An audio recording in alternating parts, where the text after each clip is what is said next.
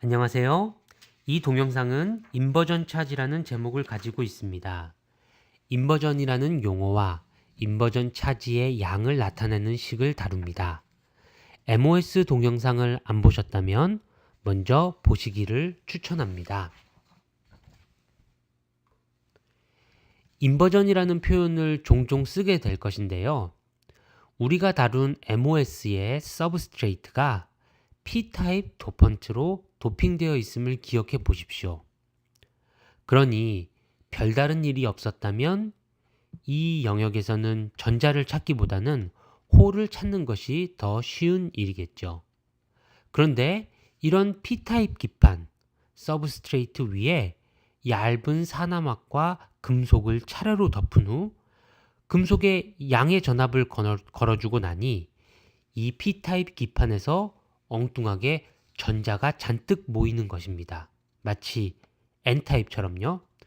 그래서 P타입이었던 기판이 표면에서만이라도 마치 N타입처럼 반전된 것 같다고 하여 이런 현상을 인버전이라고 부릅니다.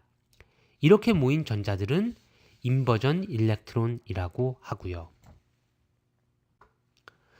그럼 이 인버전 일렉트론의 양은 얼마나 될까요? 간단한 모델을 세워봅니다. 위의 금속에 인가된 게이트의 전압이 문턱 전압보다 작을 때는 음전하가 홀이 사라지면서 충당이 된다고 배웠습니다. 그러니 이럴 때는 전자가 거의 없겠죠. 그래서 0이라고 하고요. 한편 게이트 전압이 문턱 전압보다 클 때는 위에서 말한 홀이 사라지는 것보다는 전자가 공급되는 것으로 음전하가 공급된다고 하였습니다. 그래서 전자에 의한 전하량 Q 일렉의 절대값은 산화막의 캐패시턴스인 Cox 곱하기 Vg 마이너스 문턱전압의 형태로 쓰여지겠네요. 이때 절대값이 도입이 되었는데 이것은 전자에 의한 전하량이 음전하이기 때문에 붙여준 것입니다.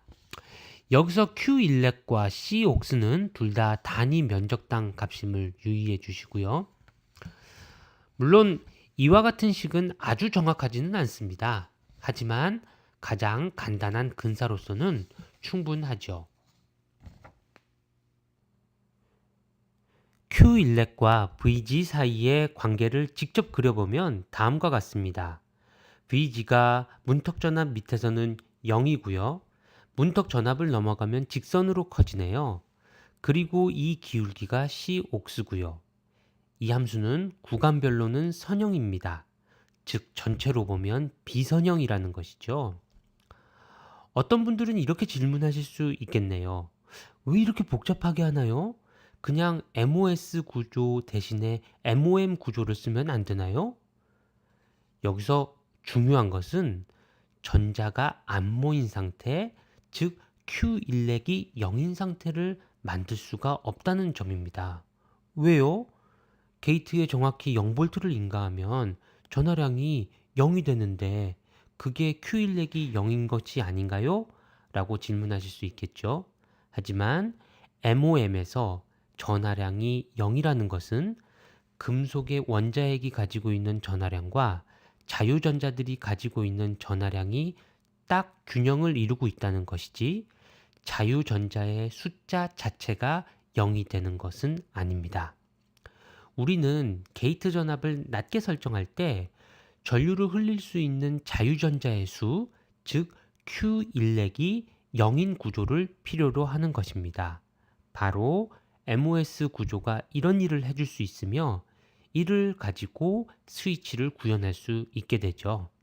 디지털에서는 이와 같이 게이트 전압에 0V를 걸어서 오프 스테이트를 만들고 그리고 회로에서 생각해 줄 수 있는 가장 높은 전압인 VDD를 인가하여서 온 상태를 만들어서 사용하게 될 것입니다. 만약 아날로그로 쓰게 된다면 선형 부분을 사용하면 되겠지요. 마지막으로 질문을 해볼까요? COX가 큰 게 좋을까요? 아니면 작은 게 좋을까요?